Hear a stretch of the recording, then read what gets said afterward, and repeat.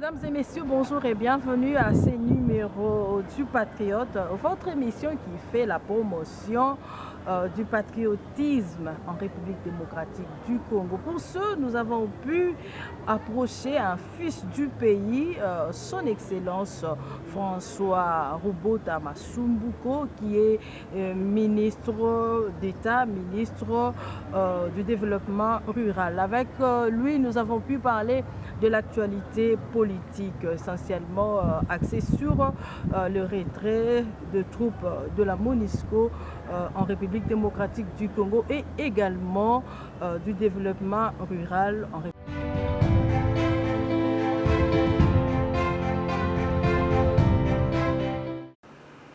Merci beaucoup, madame. Je suis François Robota Masumbuko, ministre d'État au développement rural. Je suis né quelque part au Sud Kivu. J'ai fait mes études primaires et secondaires au Sud Kivu. Je suis venu terminer mes études supérieures ici à Kinshasa, à l'Institut supérieur de technique médicale, dans la section de gestion et administration des institutions de santé. Je suis rentré au Sud Kivu travailler comme directeur administratif et financier de l'hôpital de Lemera au Sud Kivu, plus précisément en territoire d'Ouvira. De là, après la guerre de 1996, j'ai travaillé comme responsable du département de développement communautaire et affaires humanitaires de la communauté des églises de Pentecôte en Afrique centrale. Une fonction très haute qui m'a aidé à diriger beaucoup de projets en collaboration avec le gouvernement suédois, norvégien et avec le système des Nations Unies à travers les provinces de l'Est, la province orientale, anciennement appelée ainsi, le Nord Kivu, le Sud Kivu et le Nord Katanga, plus précisément à Kalimi. Et après, nous avons, moi et le docteur Mukwege, fait en sorte que l'hôpital de Panzi donne naissance, ou est lié, si vous voulez. Nous avons travaillé à cet hôpital comme directeur administratif et financier. L'hôpital de Panzi qui fait la renommée de notre pays, à la base duquel la République démocratique du Congo a eu un prix Nobel de la paix en la personne du docteur Denis Mukwege. Ça, c'est sur le plan professionnel. Sur le plan politique, j'ai été élu député provincial du Sud Kivu en 2006, député national en 2011. En 2018, ça n'a pas été, mais après, j'ai été directeur général de la Caisse nationale de péréquation pour me retrouver ministre d'État au développement rural et comme aussi secrétaire général du mouvement social pour le renouveau et président national du regroupement politique ADP, Alliance des démocrates pour le renouveau et le progrès. Voilà un peu, en bref, le portrait de la personne qui est devant vous, répondant au nom de François Robota Masumbuko.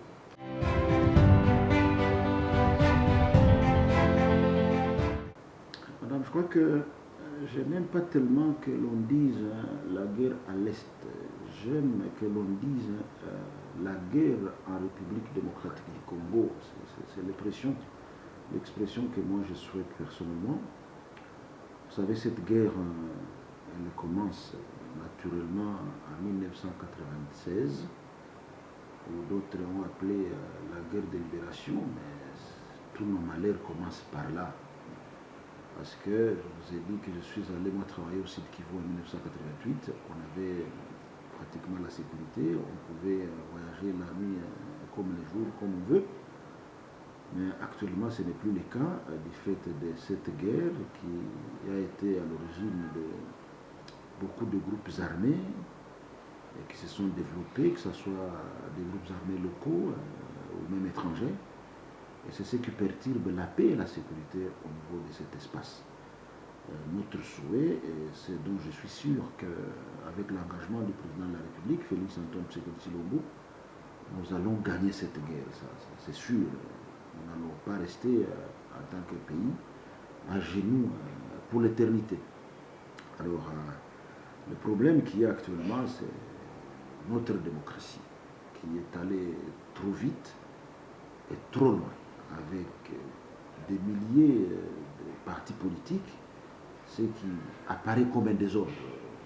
C'est-à-dire, chaque personne responsable d'un parti politique pense que c'est par lui que peut venir la paix ou la sécurité de notre pays, c'est par lui que peut venir le développement de notre pays sur tous ces aspects, au lieu que nous puissions faire en sorte que nous nous soutenions mutuellement pour faire face à cette guerre.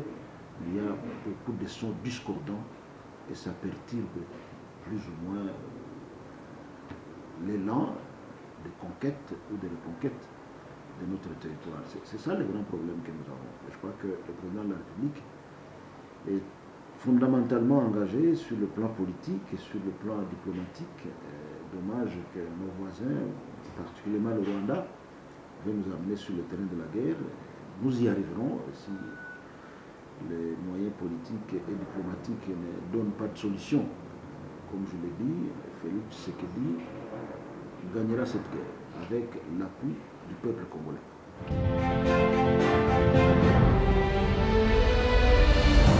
Je crois qu'il prône depuis son arrivée au pouvoir l'état de droit. Il faudrait que ces lois qui réglementent la vie politique de notre pays soient de stricte application. Aujourd'hui, il y a un certain laxisme. Lorsque la loi veut s'appliquer, il y a beaucoup d'ONG, comme ça existe encore à un aussi grand nombre, qui se lèvent pour dire aux droits de l'homme, mais lorsqu'il y a empiètement sur les lois et les règlements, on ne voit pas souvent les ONG se lever pour s'attaquer à ceux-là qui veulent empiéter les lois et les règlements de notre pays.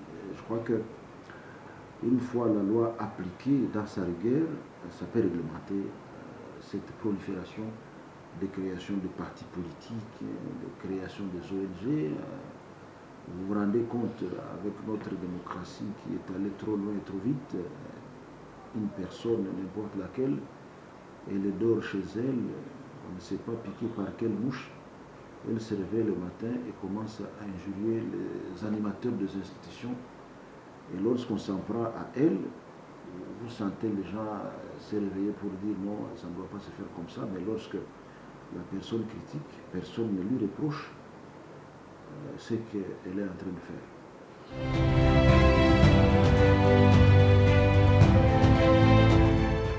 Alors, je suis d'avis aussi qu'il est temps que les forces de la MONUSCO partent. Pourquoi? Parce que ça fait plus d'une dizaine d'années, on ne voit pas le résultat souhaité par le peuple congolais, parce que le peuple souhaite la paix, la stabilité, la sécurité, mais on ne voit rien venir. Lorsque on vous informe de combien ça coûte par jour, ça fait tourner la tête. Moi, je suis également d'avis que la MONUSCO parte, il est temps, parce que le résultat attendu n'est pas au rendez-vous. La manière dont elle doit partir, il faudrait que ce soit une manière ordonnée. Pas de manière désordonnée et de façon brutale. Ça, je ne suis pas de cet avis-là. Il nous faudrait que l'État congolais prenne des dispositions pour faire en sorte que l'espace dégarni par les forces onisiennes soit directement occupé par les forces armées de la République démocratique du Congo. Faute de quoi, cet espace risque de profiter à nos ennemis, que ce soit étrangers, que ce soit également locaux. Alors c'est ça ma façon de voir les choses. On devrait faire en sorte que ça se fasse d'une manière programmée, ordonnée et accompagnée même d'ailleurs. Parce que pour faire en sorte dès qu'une quitte, ou elle quitte ses forces si vous voulez, que directement il y ait nos forces de défense et de sécurité qui prennent l'espace au lieu de les laisser dégarnis sans aucune force de défense et de sécurité. Ça peut bien nous aider pour garantir la sécurité et la stabilité dans cet espace-là.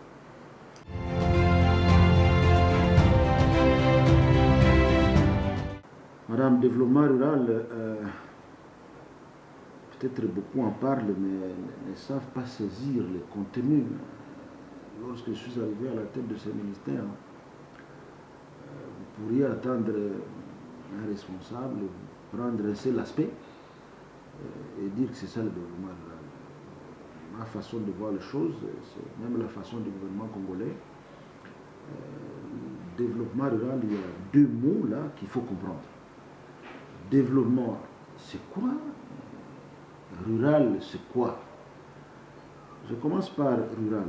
Rural, c'est un espace dans lequel on trouve la population congolaise. Et aujourd'hui, sur les 2 345 1410 km², je crois que probablement 80% c'est occupé par la population et ce sont les milieux ruraux. Alors ces espaces-là, qu'on appelle le milieu rural et des fois à certains endroits périurbains, doivent être développés. Développer, c'est-à-dire quoi? En français facile, c'est croître, grandir, prendre de l'ampleur, prendre de l'importance, ou quitter d'un point 0 vers un point 1 jusqu'à peut-être 10, en termes de qualité et de quantité. Alors, qu'est-ce qui doit être développé dans ces milieux-là? Vous allez trouver qu'il y a l'habitat. Moi, je circule dans différentes provinces.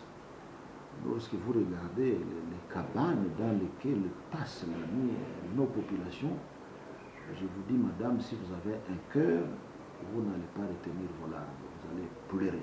Parce que nos populations passent la nuit dans des conditions inacceptables et inimaginables.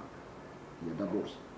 Il faut faire en sorte que nos populations vivent dans de meilleures conditions. On améliore leur habitat, c'est-à-dire quitter les maisons en paille, par exemple, vers des maisons couvertes de tôles, plus ou moins bien construites.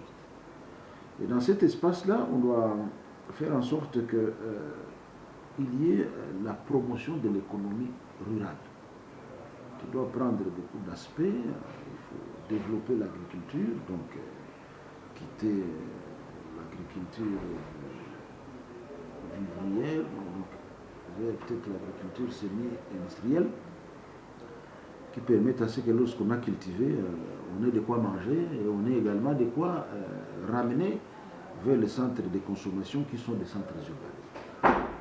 Donc l'agriculture doit être prise en compte pour que l'économie de cet espace-là puisse grandir, puisse monter, puisse prendre de l'ampleur, puisse prendre de l'importance. Il y a la pêche. C'est vrai que partout il n'y a pas de lac, mais on peut faire en sorte que nous créions de pisciculture sous forme de temps piscicole. À certains endroits, il y a là où on fait maintenant l'aquaculture. Tout ça, c'est pour faire en sorte que nous améliorions les conditions de vie de nos populations.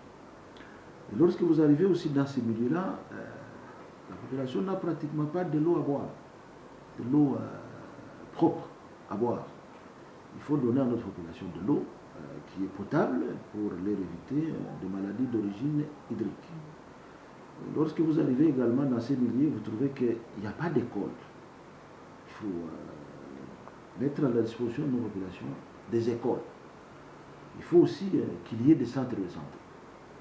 Il faut qu'il y ait l'électricité qui va permettre que lorsqu'ils ont les populations produit à partir de nos milieux ruraux pour que ce soit bien consommé et bien ramené au niveau des centres urbains. Je prends par exemple la culture d'île.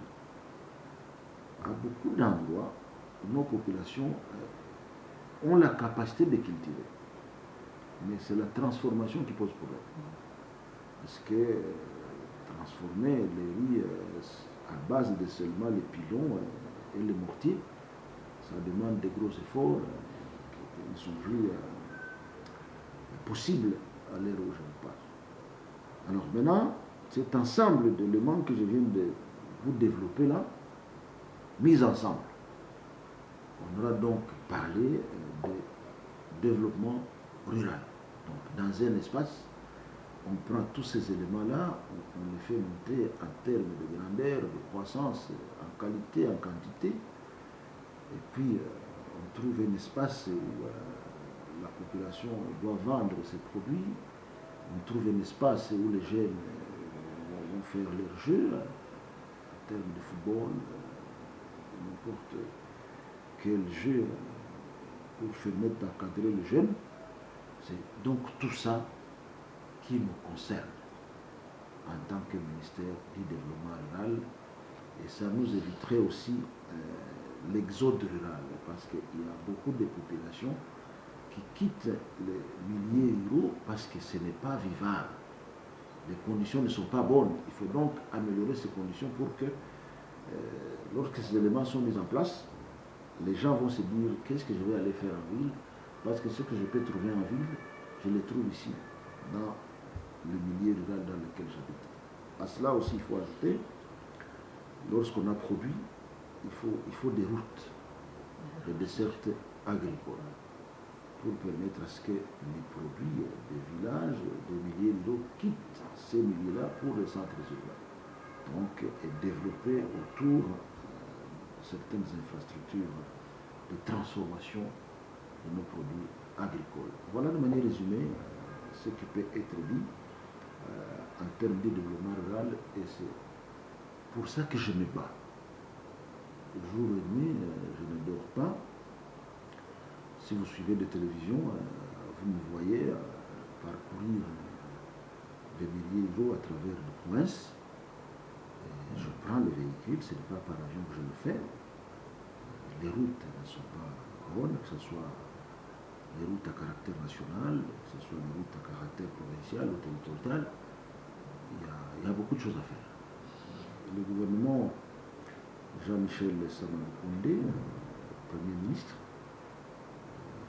se bat, travaille avec toute son équipe sous l'impulsion du président de la République, Félix Antoine Tshisekedi Tshilombo. Écoutez, les bien fondés, c'est effectivement prendre en charge les problèmes locaux de nos populations vivant dans les milieux ruraux. Et pour le chef de l'État, il faut développer notre pays à partir de la base, pour prendre en compte son credo, le peuple d'abord. Alors, ce programme contient beaucoup d'éléments.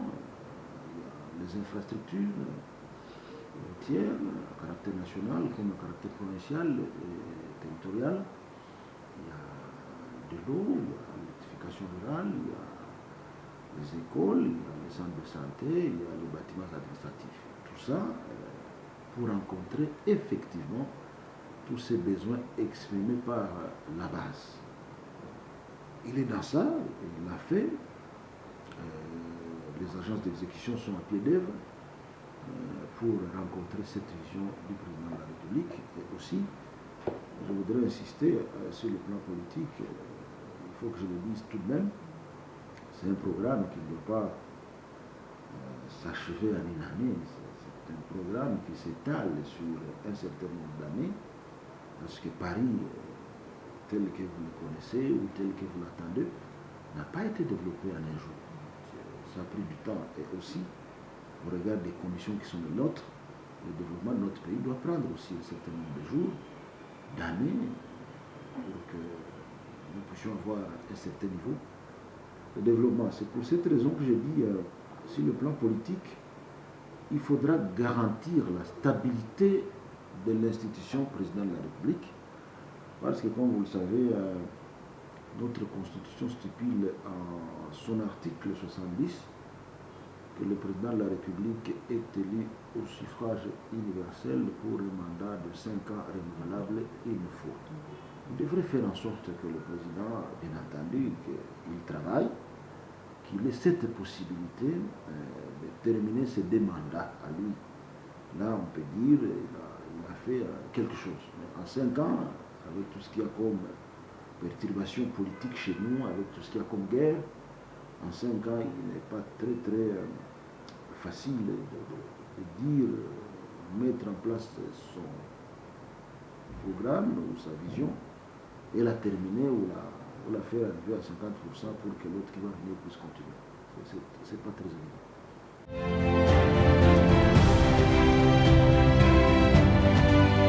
Madame, j'ai été dans le Kwilu, j'ai été dans la province de Kwango, j'ai été dans la province du Kasaï central, du Kasaï oriental, de l'Omani. J'ai été également dans l'espace Équateur. Madame, comme je vous l'ai dit, il faut avoir un cœur. Si vous regardez ce que je vois, vous avez pitié. Quelquefois, je m'étais dit, l'intérieur de notre pays n'a jamais été pris en charge. Vous ne voyez pas à plusieurs endroits une action publique si développée pour permettre de rencontrer les besoins sociaux et économiques de nos populations. C'est donc une précarité tout à fait inimaginable et inacceptable. Donc j'étais dans les milliers, dans les faits-fonds, dans les Kwilu, j'ai été à Vanga, dans les Kwango, j'ai été dans les espaces ruraux, dans le Kasaï central. Donc dans le Kasaï d'abord, j'ai quitté Tshikapa, je suis allé à 240 km à Njokopunda, par route. Dans l'espace Kasaï oriental, j'ai fait régulièrement la route à partir de Bujima jusqu'à Kananga. Je fais un aller-retour. Je passe aussi au travers différentes routes de dessert agricole dans le fin fond vraiment. Par exemple à Chilunde, j'ai été là. Et Luandanda, j'ai été là. J'ai été à Demba, à Njokopunda. Demba, c'est-à-dire à Zapo Zapo. J'ai été à Mikalai, à plusieurs endroits dans cet espace-là. Même dans l'espace Équateur, j'ai pris les véhicules depuis,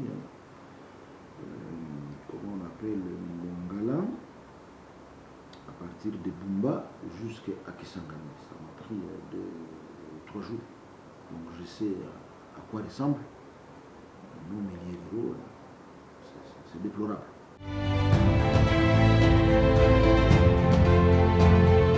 Je crois que je vais peut-être répéter ce que j'ai dit de manière résumée. La MONUSCO, oui, je veux qu'elle parte, mais de manière ordonnée, organisée, pour éviter que les espaces qui seront laissés par les forces onisiennes ne soient occupés par les forces composées de groupes armés étrangers et locaux. On doit vraiment s'assurer de ça, que lorsque ces forces quittent, que ce soit nos forces de défense et de sécurité qui s'y installent. Deuxième chose, nous devons nous occuper aujourd'hui de nos populations qui vivent dans les milieux ruraux, parce que ces populations traversent des situations très difficiles et inacceptables pour notre pays au regard des potentialités économiques que regorge notre pays. On doit s'assurer de la redistribution de l'économie congolaise. Il faut qu'elle bénéficie également à nos populations vivant dans les milieux ruraux et périurbains. Enfin, je me répète une fois de plus, notre politique ou notre démocratie, elle devra être encadrée. Elle est allée trop loin et trop vite, comme je l'ai dit, et elle devient même un danger pour la République. Je répète, notre démocratie, tellement qu'elle est allée trop vite et trop loin, elle devient un danger pour la République. il faudrait, au regard des dispositions constitutionnelles, plus particulièrement à l'article 70, qu'on assure la stabilité de l'institution président de la République, pour que nous puissions dire un jour que nous sommes en train d'évoluer dans les bons chemins. Je dis ça pourquoi? Parce que lorsque vous regardez différents pays qui nous entourent, les présidents qui ont eu la chance de terminer 2 mandats, ils ont quand même un bilan à présenter. Et lorsque le président a terminé ses mandats, lui, il va, au regard de notre constitution, aller maintenant rester aussi au Sénat et laisser l'autre successeur travailler comme il se doit sans être dérangé au pays. Chers téléspectateurs, c'est à ces termes que nous mettons fin à cette émission. Je vous rappelle que nous avons approché dans le cadre de cette émission, le ministre d'État, ministre du Développement rural, son Excellence François Robota Masumbuko. Avec lui, nous avons pu parler de l'actualité politique, du retrait de troupes de la MONUSCO de l'Est de la République démocratique du Congo et du développement rural. Voilà, au revoir et à la prochaine.